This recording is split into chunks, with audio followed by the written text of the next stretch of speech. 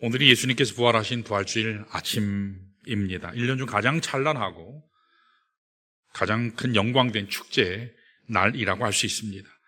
부활주일을 맞아서 성도 여러분 가정마다 또 일터마다 하나님의 영광, 은혜, 부활의 영광이 충만하시기를 축원합니다. 자, 우리 다시 한번 인사할까요? 주님의 부활을 기뻐합시다. 예, 주님의 부활을 기뻐하시기 바랍니다.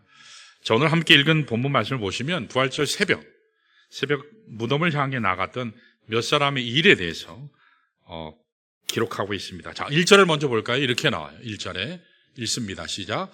안식일이 다 지나고 안식 후 첫날이 되려는 새벽에 막달레 마리아와 다른 마리아가 무덤을 보려고 갔더니 라고 그랬습니다. 여기 중요 포인트는 뭐냐면 예수님께서 부활하신 날 제자들이 아니고 여인들이 나왔다라는 얘기예요.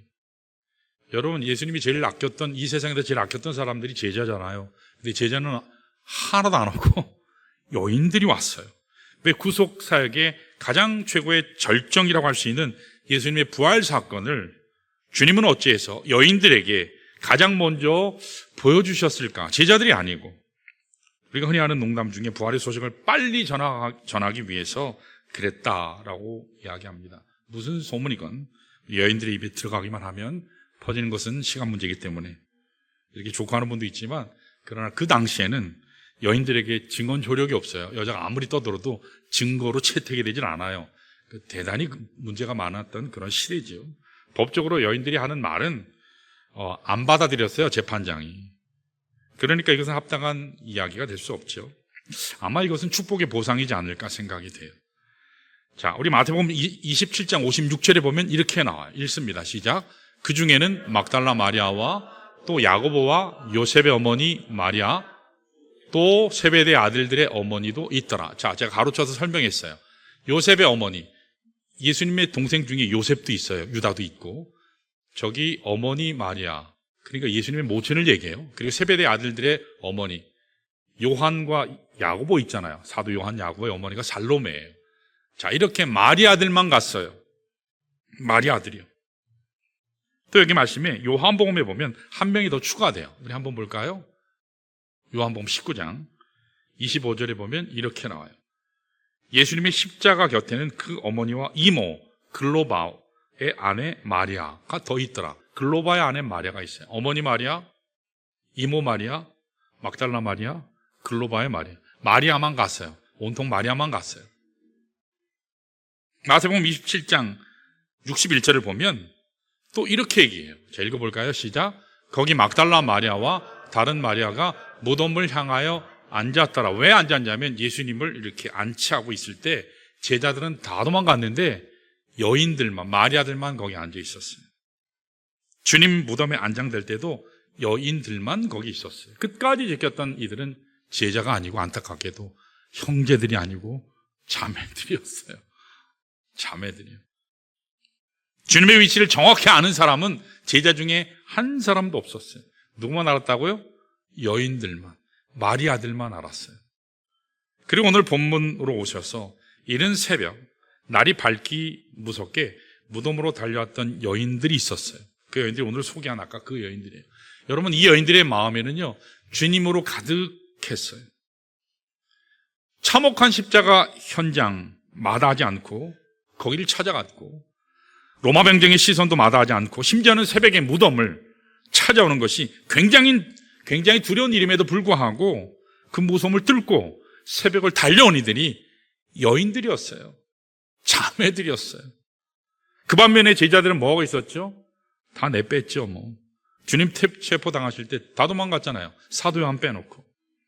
한 명도 주님 곁에 함께 하지 않았어요. 나중에는 다 골방에 들어가서 숨어 있었잖아요. 자기들의 안위만 챙겼어요. 어떻게 하면 안 죽을까? 어떻게 하면 살아남을까? 몸살했던 사람들이 제자들이었어요. 이와 같이 십자가의 고난의 현장은 회피하고 도망친 제자들에게 이제 와서 주님이 부활하셨다. 너희들이 와라. 주님의 첫 영광을 그들에게 맡긴다. 이건 억울하지 않아요? 자매들에게. 그래서 아마도 부활의 첫 영광을 목도하게 하시고 참여하게 하신 그 은혜를 여인들, 자매들에게 주지 않았나 생각이 돼요. 예수님의 십자가 현장까지, 무덤까지 따라왔던 이 여인들에게 부활의 영광을 제일 먼저 보여주심으로 축복의 보상을 주신 것이라고 그렇게 생각해요. 그렇게 이야기하는 학자들도 있어요. 여러분, 주님의 부활 사건은 십자가를 경험한 자들에게 의미 있는 겁니다. 주님은 십자가를 사랑하는 자에게 부활의 영광도 보여주는 것이지, 고난의 현장을 회피하고 자기 안위만을 향해 달려가는 사람에게는 부활의 영광 현장을 보여줄 수가 없으셨던 거죠.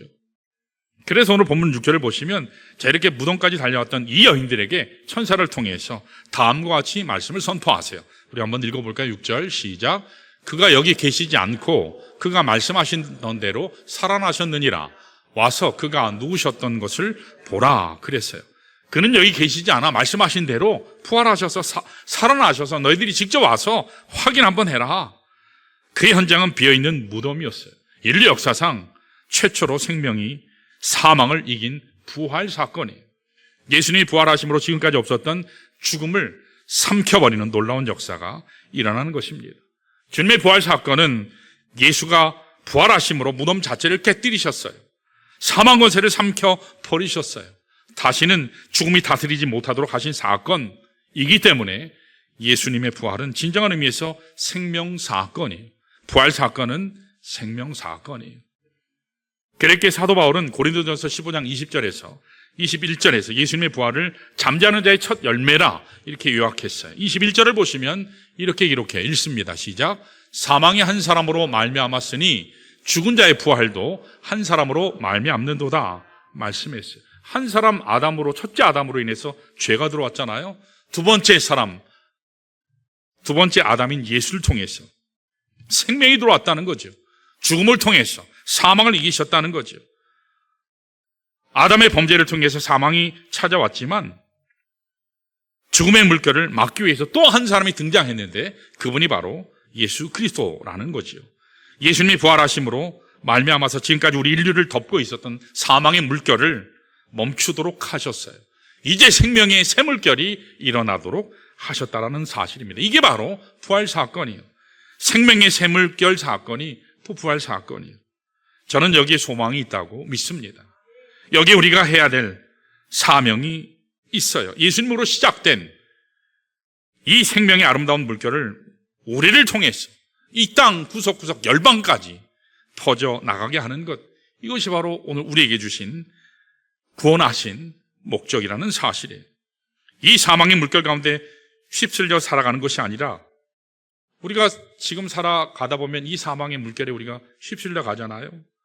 죽음의 권세 아래 우리가 떠내려가잖아요. 그것이 아니라 예수를 믿은 이후에는, 생명을 받은 이후에는 우리를 통해서 이 생명의 물결이 우리 이웃에게, 사랑하는 사람에게 온 열방을 향해서 퍼져나가야 할 줄로 믿습니다. 그래서 오늘 말씀 제목이 뭐죠? 생명이 넘쳐 흐르게 하라. 생명의 물결이 우리를 통해서 흘러가게 하라. 이 말씀입니다. 자, 그래서 생명의 물결이 흘러가게 하려면 세 가지가 필요해요. 그래서 이 세 가지를 오늘 소개하기를 원합니다. 사망의 소식으로 가득 찬, 절망과 어둠의 소식으로 가득 찬 이 세상에 생명의 물결로 온 땅을 가득하게 하려면 뭐가 필요할까? 오늘 본문을 통해서 좀 보겠습니다. 자, 우리 세 가지요. 우리 하고 지나갈까요? 자, 따라할까요? 확증이 필요하다. 뭐가 필요해요? 확증이 필요해요. 이게 진짜 예수가 부활했는지 이 확증이 나에게 필요해요. 아무리 다른 사람이 얘기하는 게 아니라 내가 믿을 수 있어야 돼요. 확증이 필요해요. 두 번째, 따라할까요? 축복이 필요하다. 예수 그리스도께서 부활하신 이 부활의 사건은 경배 사건이라고 할 수 있는데, 예배를 통한 축복을 내가 경험할 수 있어야 돼요. 예배를 통해 생명이 내게 넘쳐나는 그 은혜가 있어야 되거든요. 축복이 있어야 돼요. 자, 첫 번째는 뭐요? 확증이 있어야 돼요.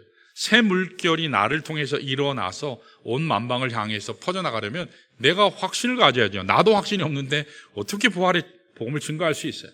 또 한 가지는 예배를 통해서 내가 축복이 충만해야 돼요. 생명이 충만해야 돼요. 자, 세 번째, 따라할까요? 순종이 있어야 한다. 여러분, 아무리 하나님께서 확증하시고 축복을 주셔도 이 생명의 물결이 나를 통해서 흘러가도록 나를 들이지 않으면, 사명 가운데 순종하지 않으면 그 생명의 물결은 흘러갈 수 없어요. 자, 이 세 가지를 오늘 본문을 통해서 나누겠습니다. 자, 다시 복습이요. 첫 번째 뭐요? 확신이 필요해요. 확증. 두 번째는요? 축복이 필요해요. 뭘 통해서요? 예배를 통해서. 또 뭐가 필요해요? 순종이 필요해요. 사명의 순종이. 여러분, 첫 번째 뭐라 그랬죠? 믿음의 확증이 필요해요. 믿음의 확증이. 생명의 역사를 일으키려면 내 안에 먼저 부활 신앙을 믿는 믿음이 있어야 돼요. 여러분, 주께서 부활하신 건 믿으세요? 이 주님께서 부활하셨다라는 부활 신앙을 믿는 믿음이 있어야 돼요. 자, 우리 다 같이 2절에서 6절까지를 보시면 이 여인들이 부활을 확증하게 된 네 가지 증거, 사실이 있어요. 네 가지 증거, 사실이 있어요. 자, 첫 번째 증거가 뭐냐면 따라할까요? 초자연적인 현상이다. 2절에서 3절에 나와요. 부활이 일어난 그 아침에 초자연적인 현상이 일어났어요. 자, 2절, 3절 한번 읽어볼까요? 시작. 큰 지진이 나며 죄 천사가 하늘로부터 내려와 돌을 굴려내고 그 위에 앉았는데 그 형상이 번개 같고 그 옷은 눈같이 희건을 그렇게 설명하고 있어요. 이건 초자연적인 현상이죠. 하나님만이 하실 수 있는 현상입니다. 그 큰 돌을 굴려낸다고 하는 것은 사람이 할 수 없거든요. 그 당시의 기록을 보면 최소한 이 돌이, 그 무덤을 막고 있는 돌이 2톤에서 3톤이라고 해요. 이거 사람이 움직일 수 없죠. 특별히 대제사장 그룹이 의도적으로 나오지 못하도록 하기위해서 돌로 임봉까지 했어요. 못 움직이게. 그리고 경비병까지 세운 상황이었기 때문에 거기 감히 누가 갈 수 없었거든요. 그런데 어떻게 연약한 여인들이 그 돌을 굴려낼 수 있었겠습니까? 불가능한 거죠. 한마디로 얘기해서 하나님이 하셨다는 거죠. 하나님이 개입하셔서 천사들을 동원하셔서 초자연적인 일을 행하신 거예요. 여러분, 무덤을 깨트리는 것은 인간이 할 수 없어요. 하나님이 하실 수 있어요. 하나님이 개입하시면 무덤도 깨트릴 수 있는 줄로 믿습니다. 이게 부활 사건이에요. 또 한 가지 증거가 뭐냐면 따라할까요? 빈 무덤의 증거다. 거기 시신이 없어요. 무덤이 비었어요. 천사가 돌을 굴렸다고 말씀을 드렸는데 왜 이 천사가 돌을 굴렸을까요? 돌을 왜 굴렸을까요? 예수님이 거기서 나오게 하시기 위해서요? 아니요. 예수님은 이미 부활하셔서 영적인 몸이거든요. 그래서 예수님이 요한복음 20장 19절에 보면 제자들이 문 닫고 걸어 잠그고 두려워서 있는데 그 문을 뚫고 지나가셨지요. 영적인 몸이니까. 그러니까 주님을 무덤에서 나오기 위함이 아니에요. 무덤을 막았던 이 돌을 굴렸던 것은 예수님을 나오게 하는 목적이 아니라 반대예요. 바깥에 있던 사람이 들어가서 예수님께서 부활하신 것을 확인하라고 문을 열어놓은 거예요. 돌을 굴려놓은 거예요. 무덤의 현 주소를 보게 하기 위해서 무덤에 돌을 옮겨놓은 겁니다. 그래서 오늘 본문에는 나오지 않지만 다른 복음서에서 보면 무덤 안에 들어가 봤더니 세마포와 수건이 어떻게 잘 정돈돼 있었다. 그렇게 기록돼 있어요. 만일 누군가가 와서 예수님의 시체를 훔쳐갔다면 세마포와 수건을 따로 챙겨 놓을 이유가 없죠. 훔쳐만 가면 되니까. 흐트러져 있었거든요. 이게 바로 중요한 두 번째 증거, 빈 무덤의 증거라는 거예요. 세 번째 증거가 있어요. 따라할까요? 주님의 말씀이다. 자, 6절 한번 봅니다. 다시 6절에 이렇게 나와요. 읽습니다. 시작. 그가 여기 계시지 않고 그가 말씀하시는 대로 살아나셨느니라. 와서 그가 누우셨던 것을 보라. 그렇게 설명을 했어요. 여기 보시면 예수님의 부활 사건은 우연히 일어난 사건이 아니라는 거죠. 오래전부터 구약에서부터 메시아가 오실 것이고 주님께서 계속 말씀하셨어요. 성경이 예언한 대로, 예고한 대로 그대로 이것이 성취된 것이 부활이다라는 것을 얘기하는 거예요. 실제로 누가복음 24장 44절 이하를 보시면 예수님께서 부활하신 이후에 제자들을 모아놓고 자신의 부활을 설명하실 때 이렇게 설명하셨어요. 44절이 이렇게 나와요. 읽습니다. 시작. 또 이르시되 내가 너희와 함께 있을 때에 너희에게 말한 바 곧 모세의 율법과 선지자의 글과 시편에 나를 가르쳐 기록된 모든 것이 이루어져야 하리라 한 말이 이것이라 하시고 계속해서요 46절도 있어요. 시작. 또 이르시되 이같이 그리스도가 고난을 받고 제3일에 죽은 자 가운데서 살아나실 것과 이렇게 성경이 말씀하셨다고 주님이 이야기하셨어요. 모세의 율법, 선지자의 글, 시편, 이것을 한마디로 얘기하면 구약 전체의 성경을 얘기해요. 다시 말하면 구약 전체가 한 목소리로 증언했다는 거예요. 증언한 것이 뭐예요? 예수는 죽은 자 가운데서 부활하신다. 그걸 예언하셨어요. 오늘 여러분과 제가 부활을 믿게 된 이유도 바로 여기에 있어요. 우리 가운데 실제로 부활 사건을 본 분이 있나요? 거기 참여했었던 누구를 만난 적이 있나요? 아무도 없어요. 2000년 전 부활 사건의 현장에 가본 사람 아무도 없어요. 그럼에도 불구하고 우리가 이 부활 사건을 믿는 이유가 뭐죠? 하나님 말씀이 기록되어 있기 때문에, 하나님이 말씀하셨기 때문에 우리가 믿는 거예요. 말씀을 믿기 때문에 우리가 부활을 믿는 겁니다. 자, 여기에 증거 외에 네 번째 증거가 또 있어요. 그게 뭐냐면 따라할까요? 개인적인 체험의 증거. 개인적으로 하나 주님께서 만나 주셨어요. 9절 상반절에 이렇게 나와요.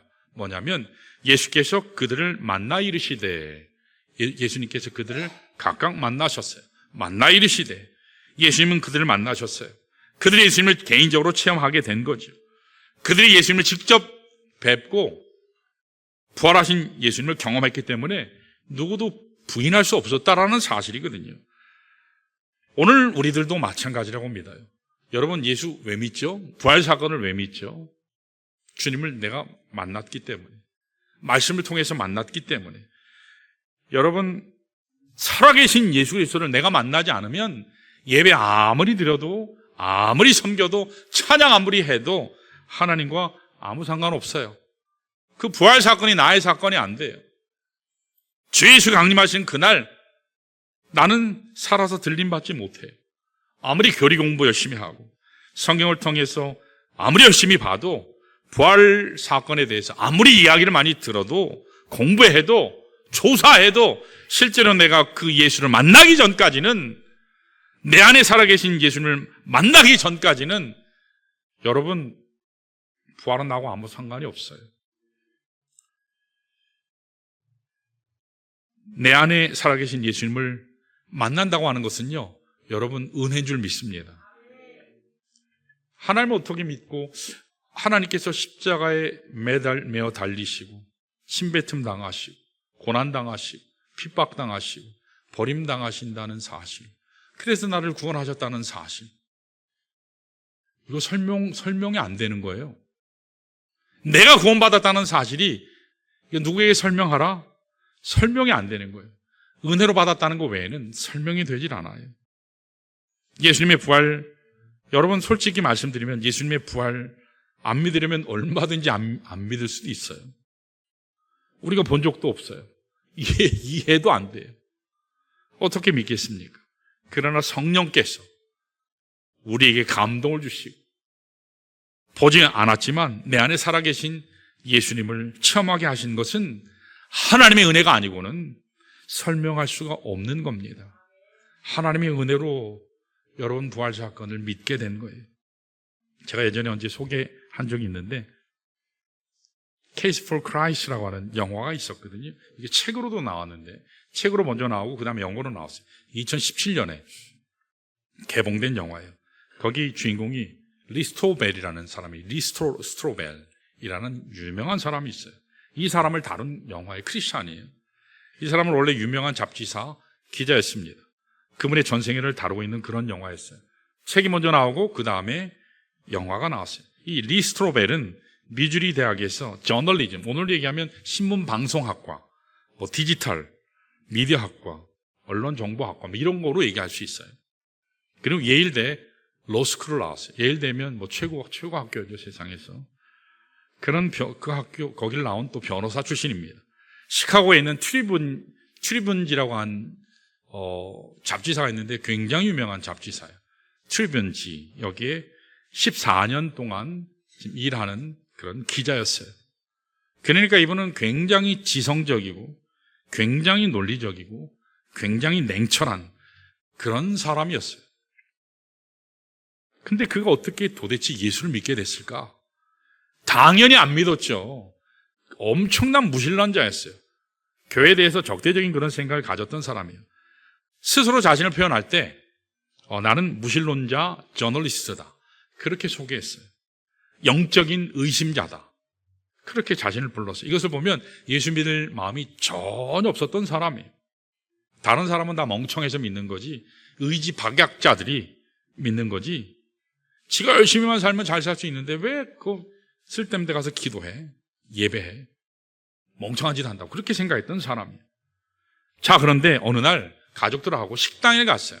식당에 가서 밥 먹는 거죠. 그들은 뭐 스테이크를 먹겠지만 밥을 먹다가 식사를 하다가 딸이 갑자기 목에 뭐가 걸렸는지 숨을 못 쉬는 거예요.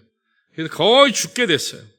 뭐 의학 상식이 없으니까 뭐 기가 막히죠. 갑작스럽게 일어난 일이기 때문에 어떻게 손쓸 사이도 없이 딸이 거의 죽어져 가는 거예요. 그런데 그때 어디선가 갑자기 간호사 한 사람이 나타났어요. 우리 지연자매 같은 사람이 안 나오지. 우리 유광식 집사님 딸내미 같이 지연자매가 번개같이 나타나서 응급처치해가지고요 살아났어요. 얼마나 감사해요. 다 죽었던 딸이 살아났으니까. 그것도 이렇게 우연일 수 있어요. 갑자기 나타난 거예요. 그래도 궁금해서 물었어요. 당신은 어떻게 이 시간에, 이 늦은 시간에 식당에 갔거든요. 늦은 시간에 이 식당에 와서 식사를 하게 됐냐고 물어봤더니 자기도 모르겠다고.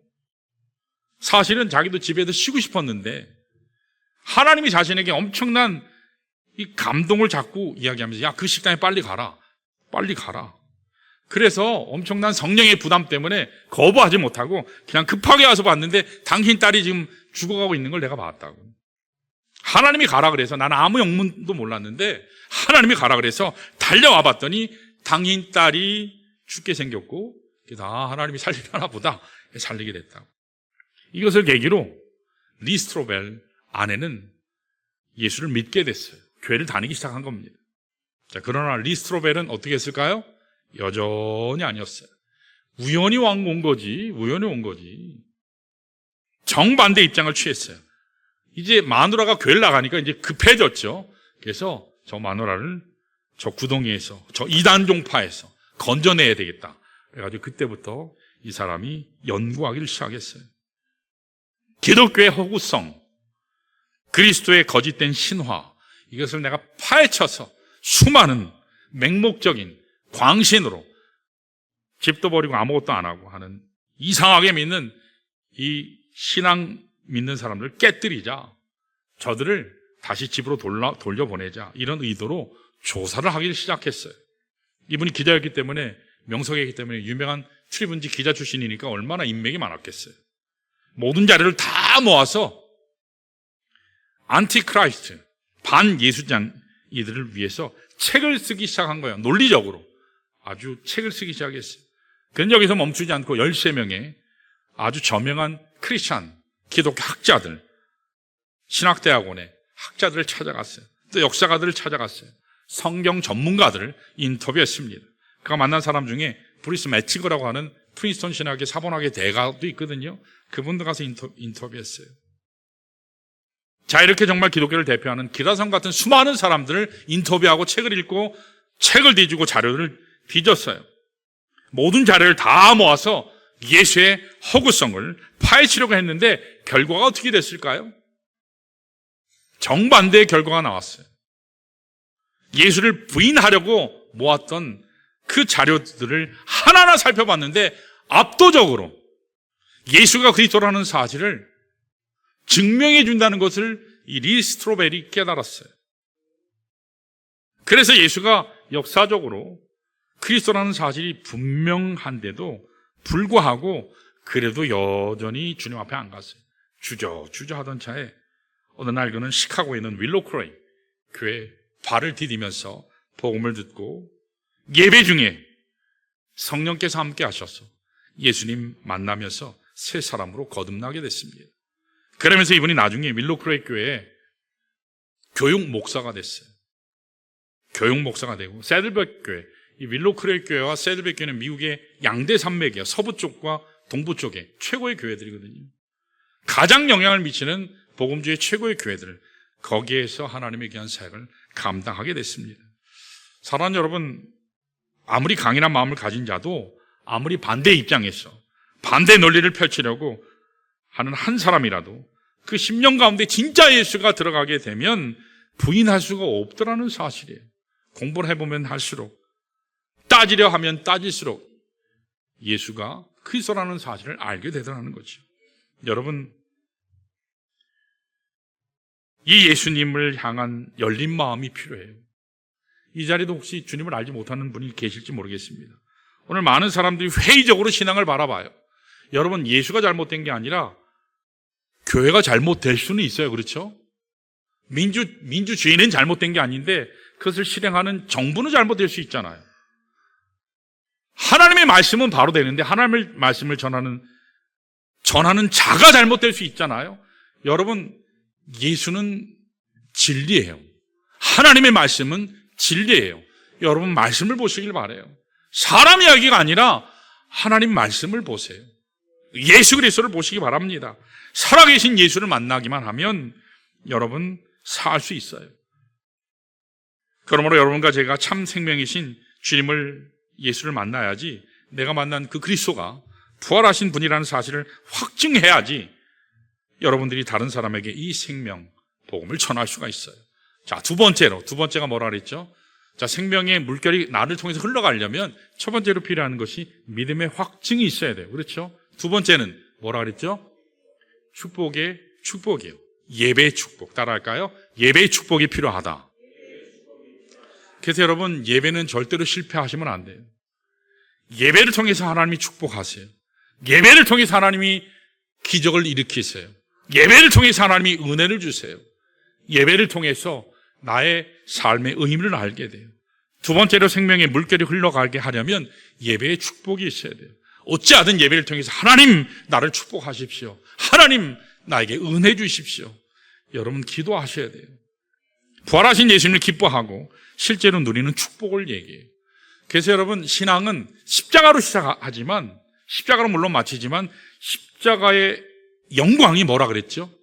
십자가의 영광이 부활이에요. 십자가의 최종 목적은 부활이에요. 부활의 최종 목적은 뭐죠? 재림과 천국이에요. 그래서 여러분, 우리가 성금요일 물론 중요해요. 금요일 열심히 주님 앞에 깊이 묵상하고 고난주간 가운데 주님 앞에 감사와 어떤 주님의 그 심정을 내가 깊이 마음에 품는 거 중요하지만 그것으로 끝나면 슬픈 종교가 되고 말아요. 기독교는. 그게 아니고 여러분 항상 축제인 줄 믿습니다. 부활하셨잖아요. 죽음이 아니라 생명이에요. 다시 사는 거예요. 여러분, 죽었던 자도 예배 드리면 살 줄로 믿습니다. 그게 예배예요. 예배를 통해서 여러분 다시 사는 놀라운 은혜 경험하시길 바랍니다. 그래서 항상 예배는 축제라야 돼요. 어두우면 안 돼요. 밝아야 돼요. 여러분 따라할까요? 같이 이야기합니다. 예배는 축제입니다. 예배는 부활입니다. 예배는 생명입니다. 그래서 예배 시간에 인상 쓰시면 안 돼요. 웃으셔야 돼요. 예배는 축제예요. 여러분 여기 살려고 온 줄 믿습니다. 여러분 여기 죽으려고 온 게 아니에요. 살려고 온 거예요. 스트레스 받으려고 온 게 아니에요. 여러분 다시 사는 놀라운 은혜의 축복이 여러분 충만하시길 바랍니다. 자, 우리 9절을 볼까요? 예수님께서 여인들을 만났을 때 뭐라고 하셨나 잘 보세요. 9절 읽습니다. 자, 특별히 저기 평안하냐에 동그라미 치셔야 돼요. 평안하냐 읽습니다. 시작. 예수께서 그들을 만나 이르시되 경배하시거늘 여자들이 나아가 그 발을 붙잡고 경배하니. 자, 여기 보면 평안하냐라는 말이 번역이 아쉬워요. 평안하냐? 평안하냐? 오늘 평안팀이 나오셨잖아요. 아까 8분. 에이레네, 그렇죠? 헬라어로는 에이레네, 히브리어는 샬롬. 에이레네, 샬롬 맞아요. 그런데 여기의 뜻은 다른 곳에서는 평안하냐 하면 이 에이레네라고 거의 다 썼는데 여기에 내용은 헬라 말로 에이레네가 아니에요. 이거는 하이레테예요. 쉽게 얘기하면 rejoice, 기뻐하라. 평안하냐 그렇게 묻는 게 아니에요. 부활하신 주님 앞에 주님이 말씀하시는 건 뭐냐? 기뻐하라. 여러분, 부활은 기쁨의 사건입니다. 부활은 기쁨의 사건이에요. 인상 쓰는 사건이 그저 평안한 사건 그 수준이 아니에요. 기쁨의 사건이 부활 사건인 줄로 믿습니다. 주님이 말씀하셨어요. 내가 부활한 것은 기쁨의 사건이다. 기뻐하라. 여러분 기뻐하셔야 돼요. 그래서 빌립보서 4장 4절에서도 Rejoice in the Lord 이렇게 돼 있어요. 주 안에서 기뻐하라. 여러분 기뻐하시기 바라요. 왜요? 그리스도가 부활하셨어요. 내가 망할 쯤에도, 내가 어둠의 권세에 붙잡히는 순간에도 하나님께서 역사하셔서 다시 부활케 하신다라는 사실을 믿으시기 바랍니다. 그래서 우리는 기쁨의 존재예요. 인상 쓰는 존재가 아니에요. 예수님께서 말씀하셨죠. 기뻐하라. 여러분, 하나님께서 창세기 2장에 에덴 동산을 만드셨잖아요. 그 에덴 동산이 뭐라고요? 기쁨의 동산이에요. 하나님과 함께하는 그 자리는 어디나 기쁨이 넘치는 줄로 믿습니다. 부활 사건이에요. 예수님을 기뻐하고 찬양하고 영광 돌리는 사건이 부활 사건이에요. 집에서 힘드셨어도, 요즘 경제가 어려워도, 내 몸이 힘들어도 여러분 주님의 부활 사건 앞에서 회복되시는 은혜의 역사 일어날 줄로 믿습니다. 여러분 에스겔서 37장을 보시면 모든 이 마른 뼈다귀가 생기로 충만한 그런 사건이 되잖아요. 에스겔서 37장 12절에서 14절을 보시면 하나님께서 이렇게 말씀하셨어요. 요약된 말씀이 이래요. 내가 너희를 무덤에서, 읽어가요. 시작. 내가 너희를 무덤에서 나오게 하고 내 영을 너희 속에 두어 살아나게 하리라. 아멘. 여러분, 내가 너희를 무덤에서 나오게 하리라. 어떠한 절망에서도 나오게 하리라. 어떤 연약함 가운데서도 나오게 하리라. 주님께서 약속하셨습니다. 굉장한 사건이에요. 무덤 속에 들어가 있던 죽은 그들을 꺼내주신다, 무덤에서 나온다라는 것은 굉장한 사건이잖아요. 자, 그런데 여러분, 그리스도인은 단순히 무덤에서만 나오는 것으로 충분하지 않다라는 거예요. 무덤에서 나온 후에 뭐라고요? 겨우겨우 생명만 부지하는 것이 신앙 사건이 아니에요. 뭐라고요? 생기를 부어 넣어주셔서 성령의 생기로 기쁨이 충만케 되는 것. 이것이 부활 사건이라는 사실을 여러분 기억하시기를 축원합니다. 여러분 느헤미야 8장 10절 한번 볼까요? 이렇게 나와요. 읽습니다. 시작. 여호와를 기뻐하는 것이 너희의 힘이라. 아멘. 여호와를 기뻐하세요. 여호와를 기뻐하면 여러분 능력이 충만할 줄 믿습니다. 여러분 많은 한국교회, 많은 교회들이, 세계 교회들이 어떤 교회든지 힘들하고 어려워하는 이유는 많은 그리스도인들이 교회를 다니면서도 피곤해하고 지쳐있는 이유 중에 하나가 뭐냐면 우리 심령 가운데 있어야 될 예배가 중단되었기 때문에. 그 예배가 어떤 예배요? 하나님을 기뻐하는 예배, 그리스도의 부활을 기뻐하는 예배. 십자가의 영광이, 고난의 가장 큰 최종 목적은 기쁨을 주시는 거예요. 참 소망을 주시는 거예요. 여러분 그 사실을 기억하시길 바랍니다. 여러분 지금 시기가 국제적으로, 국내적으로, 또 경제적으로, 정치적으로 참 어려운 때예요. 그 때를 우리가 지금 지나가고 있어요. 통과하고 있습니다. 어려운 때이기 때문에 여러분 언제든지 예배에 승리하시길 바랍니다. 다른 건 몰라도 예배의 성공자 되시기를 바랍니다. 예배에 실패하면 희망이 없어요. 근데 예배에 성공하면 여러분 다시 살 줄로 믿습니다. 힘든 시기일수록 더욱 예배에서 여러분 하나님 더 붙잡고 은혜 보좌 붙잡고 나아가시기를 바랍니다. 찬양으로 승리하셔야 돼요. 생수가 넘쳐나게 될 줄 믿습니다. 자, 오늘 성가대 몇 명 섰는지 아세요? 몇 명 섰나요? 몇 명이요? 26명? 또요? 우리 성가대 대장님 어디 가셨어요? 몇 명이에요? 23명이요? 여기는 2분 빼고. 예. 우리 특송사역부장님 몇 명이었어요? 23명으로 들으셨어요? 네. 왜 저는 30명으로 보였죠? 믿는 대로 될 줄 믿습니다. 여러분 찬양이 넘쳐나면 우리 찬양 얼마나 은혜스러웠어요? 은혜스러웠죠? 예, 여러분 듣는 거로 만족하시면 안 되고 참여도 하시고 여러분 아멘 크게 하시길 바랍니다. 그래야 신나서 더 열심히로 찬양해요. 우리 여기 에이렌의 팀도 얼마나 좋아요. 그렇죠? 다음 달에도 할 줄 믿습니다. 제가 오고 나서 하세요. 6월 달에.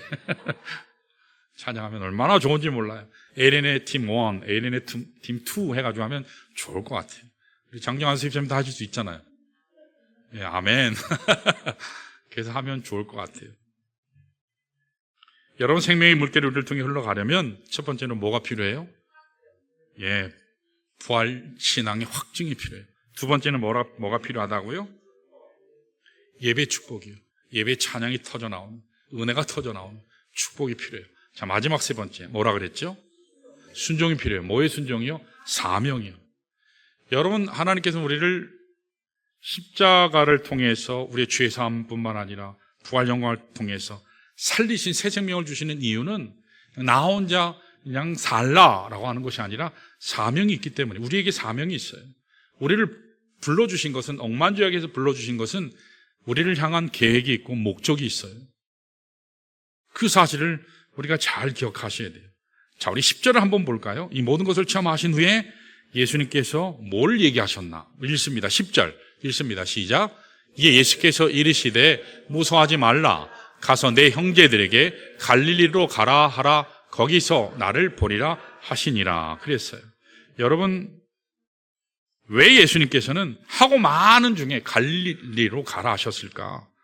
갈릴리에서 제자들을 만나시겠다 말씀하셨을까? 여러분, 이곳 갈릴리는 그들의 사역의 중심지거든요. 중심지요. 그리고 또 더 중요한 것은 사명을 받는 사명의 장소예요. 사명의 장소예요. 장소이기 때문에 그래요. 여러분, 마태복음 28장 16절을 한번 볼까요? 16절, 17절 상반절을 보면 이렇게 나와요. 읽습니다. 시작. 11 제자가 갈릴리에 가서 예수께서 지시하신 산에 이르러 예수를 배웠고 경배하나, 그렇게 돼 있어요. 여러분, 그래서 부활하신 예수님께서는 진짜로 갈릴리로 가셨거든요. 거기서 만나자 그래 놓고 가셨어요. 갈릴리 산에서 11명의 제자들이 예수님을 직접 만나고 경배했다고 했죠. 그리고 나서는 18절에서 19절, 특별히 19절, 20절, 우리 주보에도 실려 있죠. 예수님의 대분부, 대명령이 거기 나와요. 자, 우리 한번 읽어볼까요? 읽습니다. 시작. 그러므로 너희는 가서 모든 민족을 제자로 삼아 아버지와 아들과 성령의 이름으로 침례를 베풀고 내가 너에게 분부한 모든 것을 가르쳐 지키게 하라. 이것이 대분부예요. 그래서 예수님께서는 이 제자들에게 이 사명을 주시기 위해서 갈릴리로 가라 명령하셨고, 갈릴리에서 만나신 후에 실제적인 사명을 부어주셨어요. 물론 예수님께서는 이 일 후에도 40일 동안 머무시면서 천국을 말씀해 주시고 500의 형제도 만나고 또 야고보도 만나고 심지어는 다메섹 도상에 만났던 바울도 만나셨어요. 그리고 나서 승천하셨죠. 승천하시는 장소는 어디였죠? 갈릴리가 아니고 예루살렘 쪽이었어요. 감남산으로 오셔서 제자들을 다 모아놓고 승천하시면서 마지막 분부를 한 가지 또 하셨어요. 그게 뭐죠? 사도행전 1장 8절이에요. 우리 읽어볼까요? 시작. 오직 성령이 너에게 임하시면 너희가 권능을 받고 예루살렘과 온 유대와 사마리아와 땅끝까지 이르러 내 증인이 되리라 하시니라. 이 분부를 내리고 부활 승천하시고 승천하신 후 열흘 후에 성령이 강림하셨어요. 이게 바로 복음의 시작이에요. 복음운동의 시작입니다. 폭발적으로 생명의 물결이 흘러가게 된 거예요. 이런 면에서 갈릴리는 사명의 자리입니다. 여러분, 우리 봉담이 여러분에게, 저에게 사명의 자리인 줄로 믿습니다.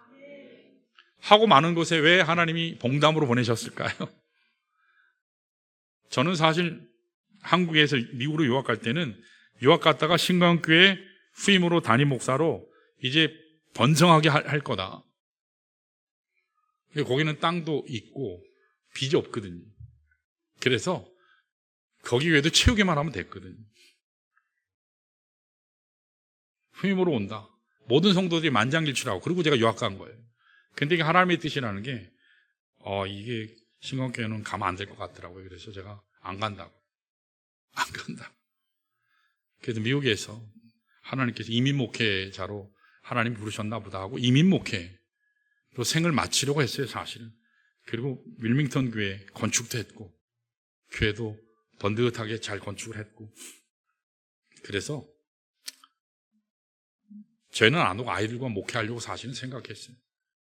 미국 샤퍼드 목사님이랑 같이 목회하려고 그렇게 생각했는데 하나님께서 여기로 부르셨어요. 지난 10년 동안 하나님께서 교회를 든든하게 세워가시고 참 귀한 성도들을 보내주셨어요. 여러분 한 사람 한 사람은 저에게 너무너무 소중한 분들이에요. 그래서 참으로 어려울 때 눈물로 교회를 지키고, 우리가 하나님의 교회를 사수하기 위해서 얼마나 헌신하시고 사랑의 눈물을 흘리시고 기도의 자리를 지켜주시고 각자의 자리를 지켜주셨는지 너무너무 감사해요. 그러면서 여기 봉담이 어떻죠? 봉담 1지구만 있는 줄 알았는데 2지구가 생겨가지고 인구가 몇 명 됐죠? 제가 처음 올 때는 7만 명이 좀 안 됐어요. 근데 지금 10만 명이 넘어갔죠. 3지구가 또 생기죠. 3지구엔 거기 뭐 종합병원이 들어오는지, 뭐 종합병원이 들어온다 그러잖아요. 뭐 여러 기관들이 들어와요. 계속 발전해요. 여러분, 대한민국의 새벽기도회 주일학교 학생부 아이들이 이렇게 5일 계속 10명 나왔나요? 우리 10명인 것 같은데. 이렇게 나오는 교회가 몇 명이나 될까요? 몇 교회나 될까요? 뭐 그런 것까지 세냐고 그럴지 모르지만 없어요. 청년부가 내년이면 어쨌거나 제적이 60명이 돼요. 이름이 다. 청년부가 60명. 지난주에 30명이 예배 드렸거든요. 아이들이. 가슴이 떠요. 여러분들은 안 뛰세요. 목사님 건 심장병입니다. 여러분 가슴이 뛰어야 돼요. 여러분 지금 이 세대에 하나님의 말씀을 듣고자 하는 아이들이 없어요. 여러분 뭐 준다고 새벽에 그렇게 엄마 아빠 껴가지고 오는, 이거 하나님의 은혜가 아니고는 설명이 안 돼요. 아이들이 엄마 아빠를 끌고 왔어요. 아이들이, 주일학교 아이들이. 부모 얼굴, 엄마 아빠 얼굴 보면 끌려온 얼굴이에요. 보면. 그런데 아이들은 행복해요. 여러분 사명의 자리가 봉담인 줄 믿습니다. 이 자리에 함께 서셔서 우리 글로리아 홀이 이 자리가 차고 넘치는 그런 여러분 환상을 보시기를 바랍니다. 비전을 보시기를 바라요. 저는 올라오면 자주 의자 사이사이를 붙잡고 기도해요. 지나가다가 두 자리를 붙잡으면서 기도해요. 왜 그럴까요? 뭐 의자 흔들리나 안 흔들리나 이거 확인하려고 그런 건가요? 아니요. 이 자리 하나님 잃어버린 영혼들로 차게 하옵소서. 잃어버린 영혼들로 이 자리가 넘치게 하셔서 하나님의 복음 듣고 생명이 넘치고 삶의 소망, 그래서 이 나라 이 민족이, 우리 대한민국이 다시 일어설 수 있도록 이 자리에 하나님 잃어버린 영혼 보내주십시오. 기도해요. 이거 목자만 기도하는 걸까요? 여러분들도 기도하시기 바랍니다. 기도하셔야 돼요. 이 자리에 저를 보내신 이유, 여러분들을 보내신 이유 사명이 있기 때문인 줄로 믿습니다. 그저 여기 하나님이 그냥 보낸 게 아니에요. 이 자리에서 복음 전하는 일에 우리가 충성합시다. 헌신합시다. 열매 맺읍시다. 그래서 하나님 앞에 영광된 그 앞에 가셔서 주님 칭찬 듣는 좋은 공동체 되시기를 주님의 이름으로 축원합니다. 이 시간에 다 일어나셔서 우리 찬송가 160장 우리 힘차게 찬양하시고 우리 기도하고 마치겠습니다. 찬송가 160장입니다. 무덤에 머물러 우리 박수 치시면서 힘차게 찬양하시고 예배 마치겠습니다.